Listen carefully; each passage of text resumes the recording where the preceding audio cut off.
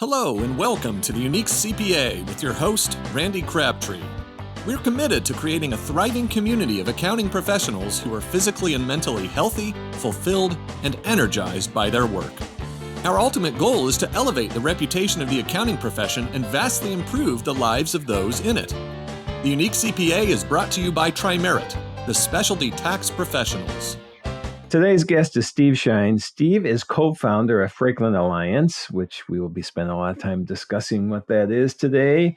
Steve and I met for the first time actually at this year's Bridging the Gap conference, and I was very interested to hear what he was doing with Franklin Alliance, Franklin Alliance is supporting CPA firms around the country, and I'll let Steve expand on that. But before you do so, Steve, welcome to the Unique CPA. Thank you, Randy. It's a pleasure to be here, man. Good to see you again. Good to see you too. So I mentioned Franklin Alliance. I should probably mention before we even go too far that I am now associated with Franklin Alliance. What do I have an actual, what do we call me?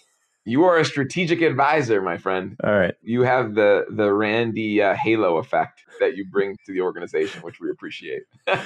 Yeah, well, I'm excited. So let's go into that. Actually, before we even do, because this is something that I think you started with in the last few years, but before Franklin Alliance, give us a little background on yourself. Yeah, happy to. Started my career in capital markets. I was a trader for years, kind of buy-side trading, proprietary trading shops, hedge fund, etc. Did that for years, really liked the meritocracy of it, but it comes with its challenges and the market gets more efficient over time.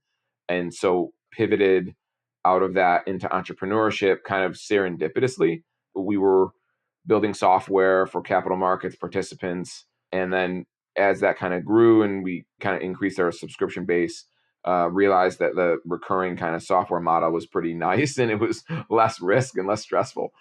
So kind of pivoted that way a little bit, ultimately exited that business to a strategic and transitioned into venture capital. So been investing in early stage venture capital with OCA Ventures in Chicago for 5 years.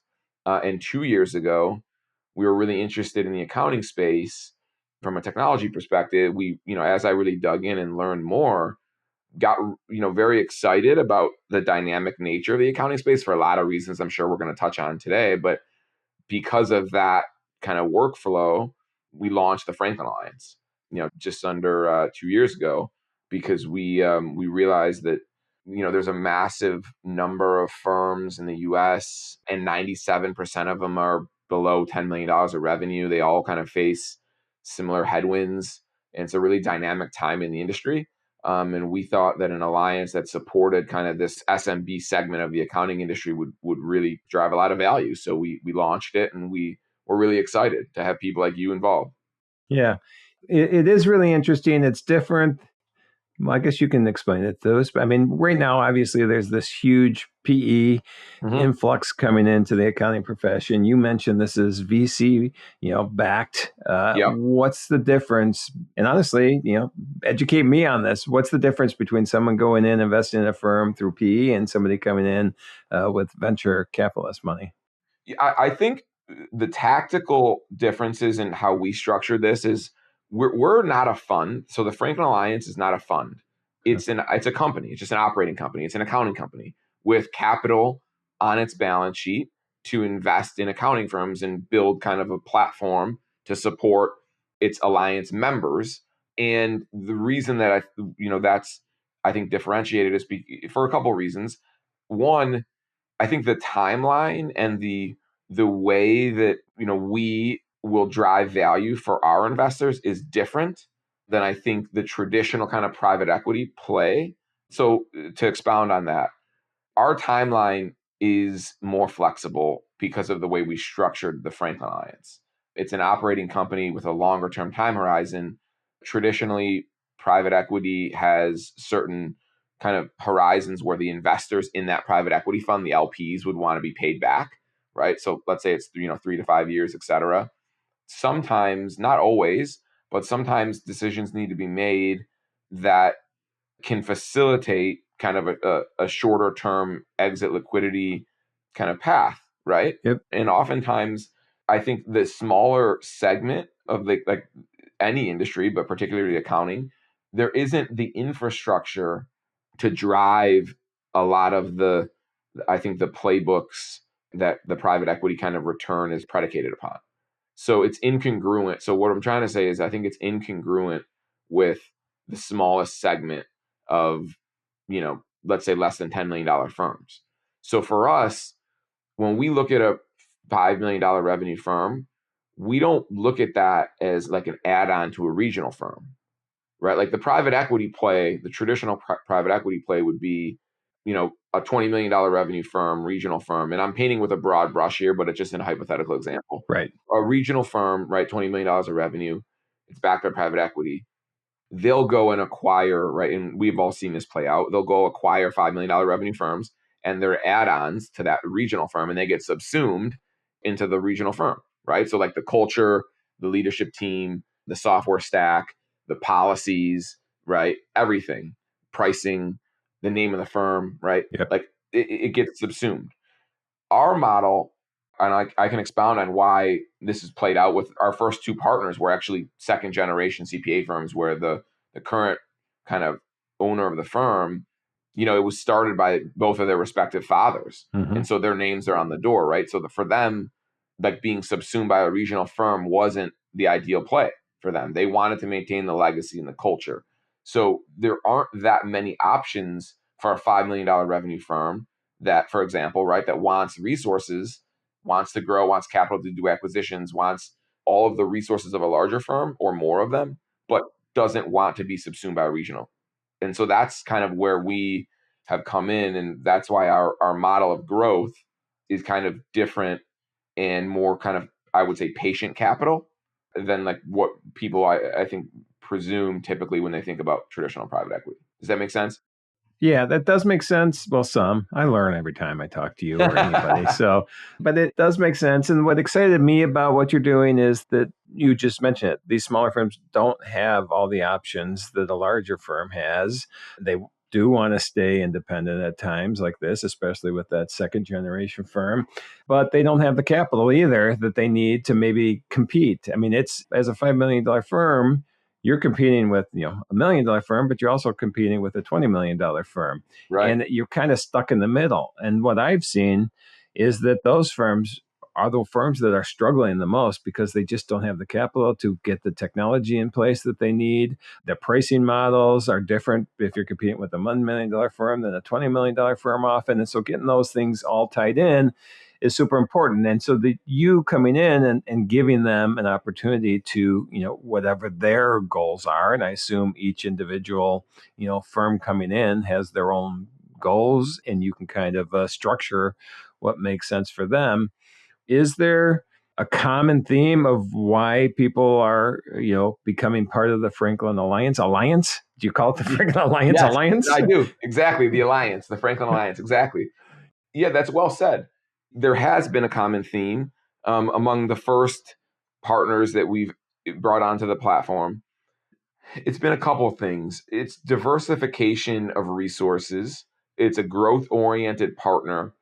The economics help, right? Because, an individual firm is valued as an individual firm, whereas an individual firm that's part of the Franklin Alliance, inherits the valuation of the Franklin Alliance. That helps.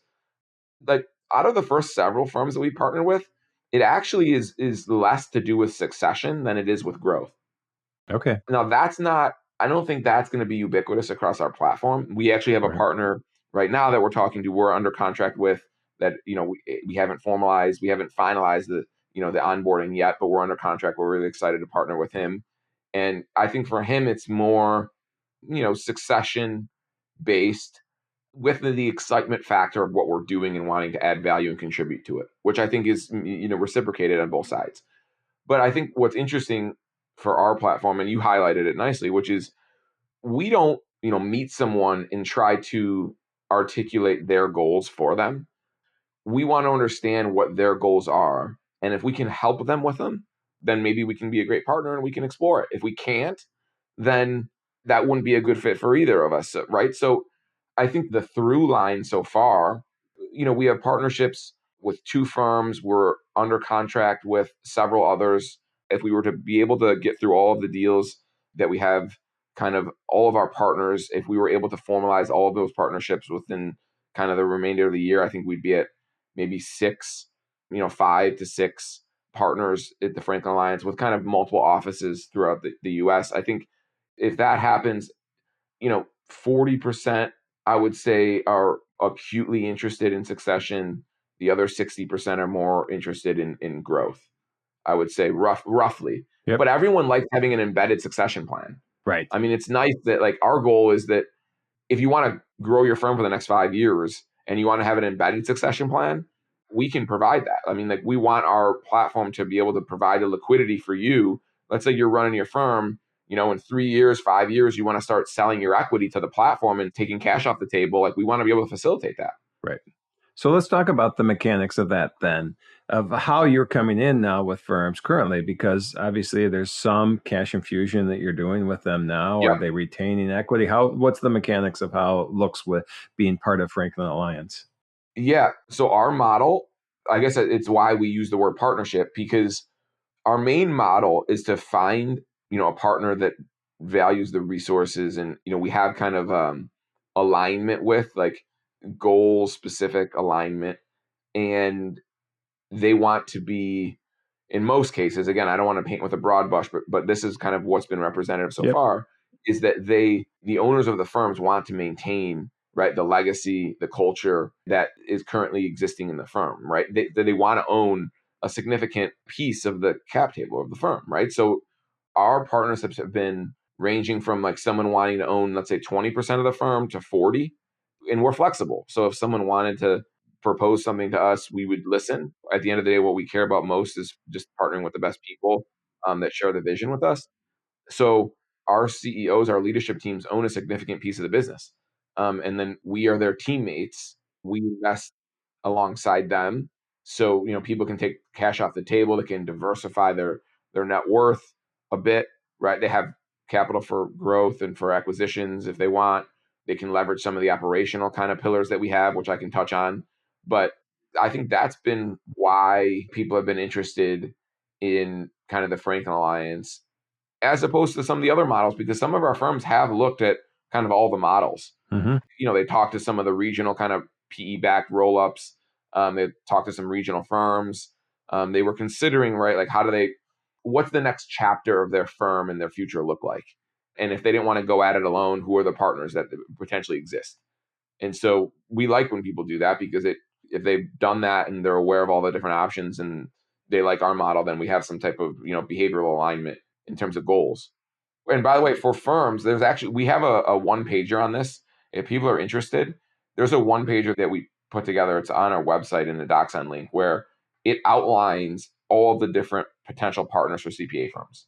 So that could be like an individual firm looking to acquire a firm, right, with an SBA loan. That could be a regional firm looking to acquire a smaller firm to add either a new location or just, expand service offerings. It could be a PE-backed regional firm acquiring a firm, right? There's all of these different options. And so we try to break down in a matrix style, like, what do each of those options mean and how do they impact kind of a small firm?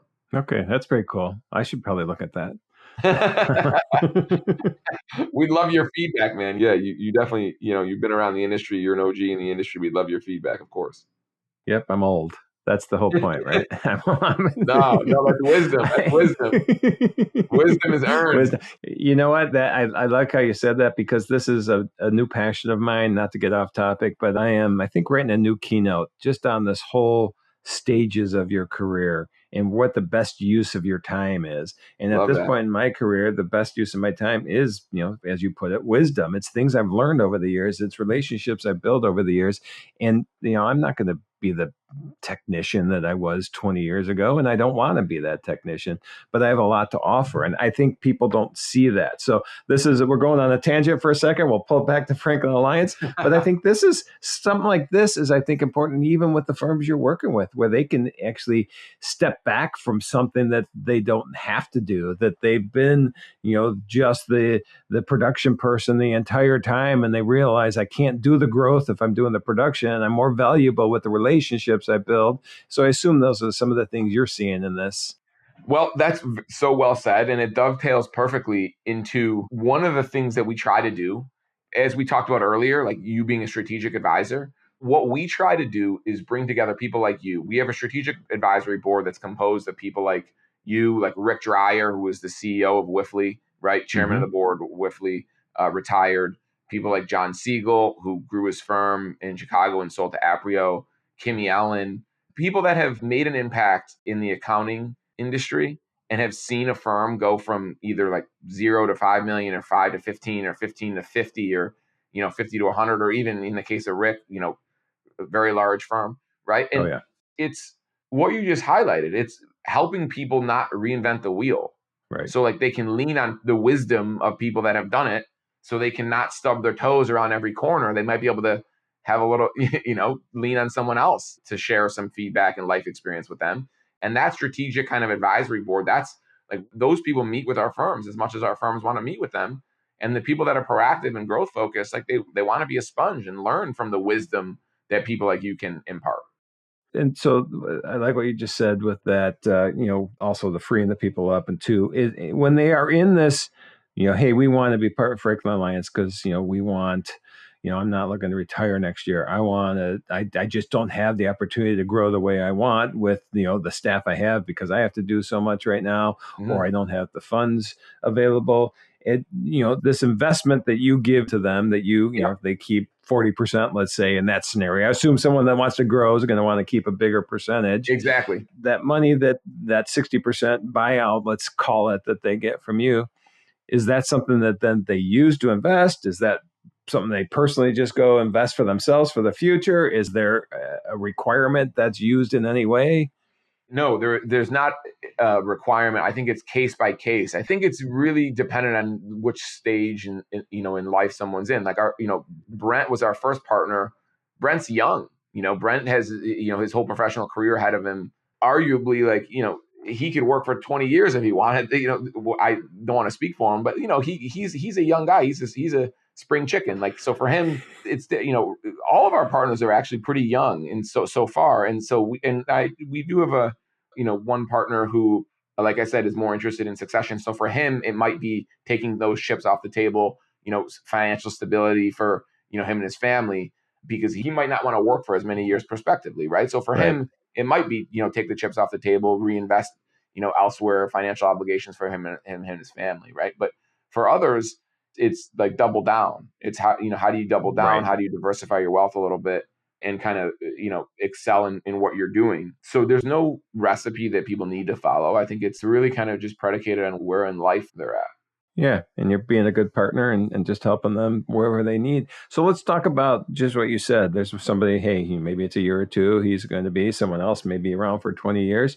What happens in that 1 or 2 years that they want to get out, or the 20 years someone else gets out? Does Franklin Alliance buy the rest of them out, or how does that mechanics work? That's our kind of North Star. The North Star is we want to be like a vehicle that can provide kind of two-way liquidity. So for example, we're already doing this now. We want to empower the mid-level aspiring leaders of firms with equity. Even in some cases, it's option pool type equity where, they haven't purchased the equity in the firm, but they're adding tremendous value and they're up and coming leaders of the firm, and we want them to be owners, in parallel to us and the ownership teams of the firms. So we want to facilitate that and finance that, right? So that's one way we're providing capital and we're facilitating kind of financing the equity ownership for people that maybe don't want to put up or can't afford to put up the capital because of the stage that they're at in life. That's one kind of aspect. And the other is if they're closer to the tail end and they want to start winding down or transitioning, et cetera, we want to be able to facilitate their ownership transitioning directly to us. So they can kind of sell out a piece of their ownership every year. They know they have an embedded succession plan, right? Their firm is worth more because they're growing, they have the resources around them, and then they can sell out whatever piece they're interested in over whatever period of time they're interested into the platform. So basically it becomes this like kind of virtuous cycle of liquidity where we can provide liquidity, and then we could also provide kind of equity. We're only 2 years into the journey. So I think, I don't want to sell it as if we're there. Like we're not. We're learning, we're growing. We're 2 years in. I think we've had a lot of momentum and it's exciting. I think the North Star is a little bit of a ways away. How's the saying go? Like, small steps can combine to become a long journey, right? I think Right. that's like where we're at. And like, so the North Star is like, we started to structure that with people to enable them to kind of sell equity back to us, and also with kind of with aspiring leaders to enable them to get equity earlier, and we facilitate that. And I think that as we just onboard more firms and more people, and we have more aspiring leaders, it'll just grow. That's our kind of our plan and our hope. Okay, and that's great. We talked a lot about the financial end of things, but really you mentioned earlier the operational things that you can bring to these firms that become part of the alliance. Let's Mhm. expand on that some more then. Yeah. So it's several different kind of verticals. I'll go through each of them. So one of them is recruiting. Recruiting is a big one because we're all aware of the talent kind of dynamics in the accounting industry, right? I'll spare everyone the statistics. I'm sure they've heard them, right? So Yep. recruiting is a big one. And not only do we, have kind of dedicated resources at the parent platform level for our firm's recruiting, we also have seen that the narrative helps, because we've had one of our firms, for example, is, recruited, an aspiring leader who's doing great. And, they joined the firm because they were excited about the narrative that the leadership team at that firm was sharing with them, right? Because they knew that they were partnered with us. They knew that they had capital for growth.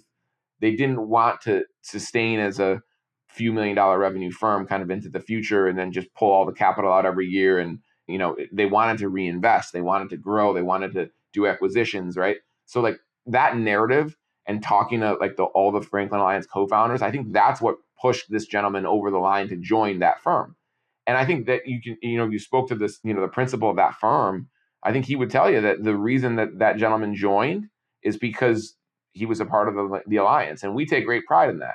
So that's one. I think recruiting, offshoring. We help our firms with offshoring some of the kind of data entry, et cetera. We have kind of our strategic advisors that have a lot of experience in doing that for large firms, et cetera. And so we kind of try to leverage some of those relationships to help these smaller firms that maybe are aware of it but haven't tried it, Yep. and want to avoid kind of any pitfalls that might come with it, right? So that's another. Technology is another big one. We want to be the technology compass for our firms because there's a lot of moving pieces right now. There's so many different players, so many, AI for this, AI for that. Like, how do you decipher between, what's valuable and what's just a shiny object? And that's hard, right? We know there's a lot of Oh, it is. yeah. And so we try to leverage our relationships with kind of preferred partners, not only to get them better pricing, but to get them kind of first exposure to products, have them lean on kind of us so that they can take that kind of off their plate for certain workflows, especially related to like tax, CAS. We're less focused on audit, but we're opportunistic. So I think those are big ones. Capital for growth is a big one. Like certain firms want to acquire other firms, Yep. right? They're in their whatever region they're in, right? And they know that there's a couple books of business in the retiring CPAs in the local area. They want to grow. They want to acquire them. One, they want help structuring the deals. They want help sourcing those deals. They want help, financing them, right? That's something that we do. And then I think the last is kind of like the strategic counsel, right? Like that's a bit the network aspect of having a group of people in a network where everyone's kind of in it together. And like we do fireside chats with our strategic advisors, and they just meet with our firm owners and Mm-hmm. chat about like what's top of mind. And those go in a lot of different directions, but it's great when, two firm owners are talking about challenges they face and they're bouncing ideas off each other. And then they're talking to some of our strategic advisors that have seen that exact issue and work through it, right? Like that kind of crucible creates a lot of value for everyone. So the other thing I want to say though is we're not prescriptive about it. It's not like every firm that onboards onto the Franklin Alliance has to use XYZ tax software. That's not how we operate. We want to be partners, right? If you're using UltraTax or you're using Lacert or CCH and you like it and it works for your firm, we want to support you. Like we don't purport to know your firm better than you. So we do have the flexibility, which I think is a big differentiator as it relates to like, Yeah. a regional accounting firm that acquires a small firm. Like that smaller firm has no, like they are forced to subscribe to whatever the larger firm is doing. So that's some flexibility that we offer. But at the same time, if you were to lean on us and say, hey, Steve, like, what practice management system should I be using? What should I be using to bind to, is there any software that can support me in the binder building process for tax, right? I don't want to chase down all the clients for K1 PDFs. I want to just have the AI do it. Like, we have some recommendations for things like that, and we can introduce and facilitate. But it's more of a partnership teammate perspective rather than like a prescriptive kind of perspective. Yeah, I love that aspect of what you were talking about with just the knowledge that you have that you're able to share from the other strategic, what am I? Advisors. Strategic advisor, yeah. There you go. Because they have a lot of knowledge. And so I'm a big fan of collaboration and community. And so you're kind of building this community aspect of it. Exactly. And that community aspect is just so important, I think, for every profession. But what I like about our profession is that it seems to be a major part of, we're not a hoarder of knowledge as a profession. We tend to share, and you're facilitating that sharing, which I like to see with the people that are part of the alliance. And the simple things like we mentioned early on, pricing. I mean, pricing is such a wide range of options, and people way underpriced, and people base on hours when they should base on value, or they should base on subscription.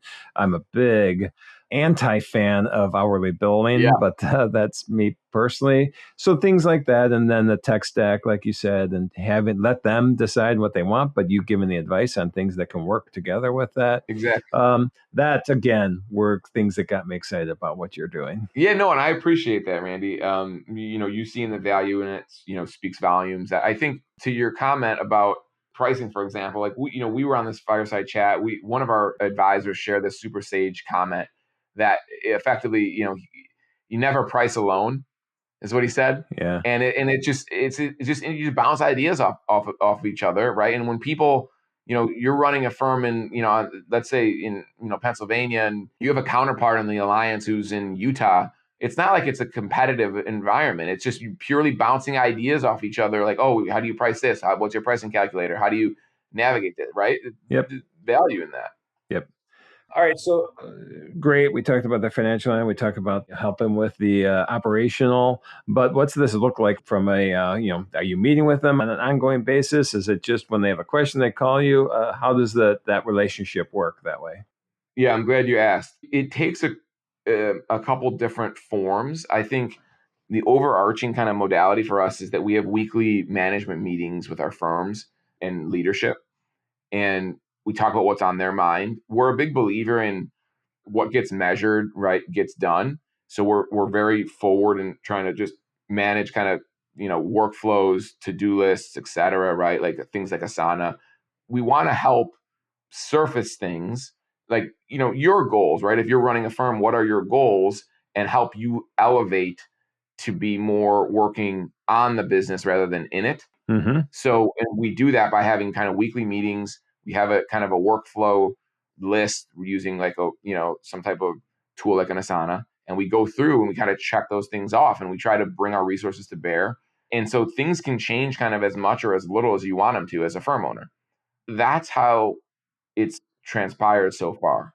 So I would say we're kind of like an accountability partner to helping our firm owners. Yeah. No, that's great. That's because I think it's, when you're running the firm, you get too focused on, I think, clients, Right. like you just mentioned, working on the firm rather than in the firm. Yeah. It's too easy to just work in the firm on the clients and forget about everything else that's going. So that weekly, accountability is probably as valuable as anything. And I love the fact that you're doing that. So Exactly. all right. Well, I'm excited to see where this goes. I'm really, really impressed with what you guys are doing.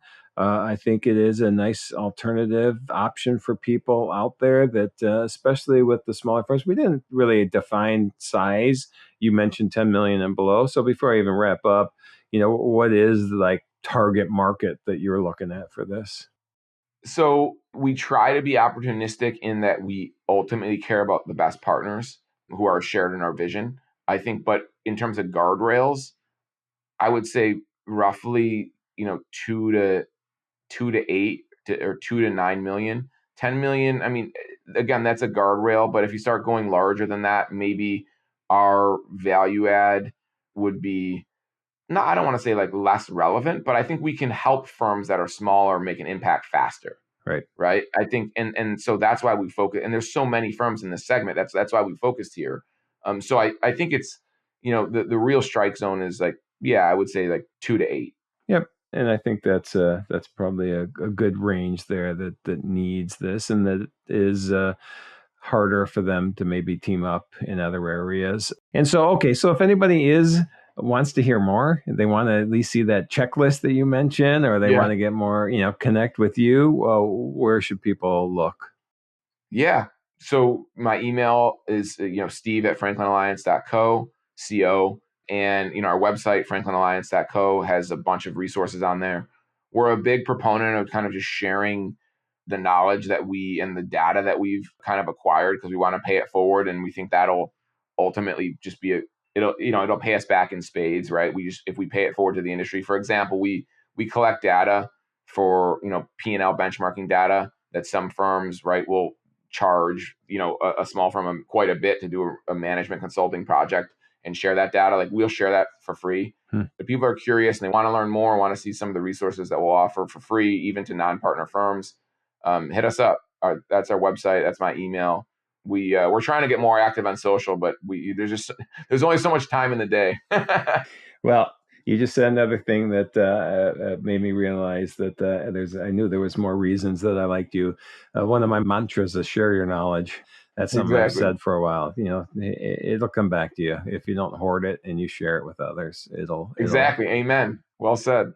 So before we finally wrap up, we've been talking about Franklin Alliance and what you're doing and the exciting things, but you are not just your job title. You are a human. I don't know if you realize that. And you have passions outside of work, and you have things you do outside of work. So I want to know what you love doing when you're not supporting your firms in the Franklin Alliance. Yeah, I'm happy you asked. And I think, as I was reflecting on kind of this new chapter for me, my wife and I, we live in the suburbs of Chicago. We recently moved because we have 2 little ones. We have a 1-year-old and a 3-year-old. So life for me has been a little bit of a cyclone, but it's exciting and it's full of love.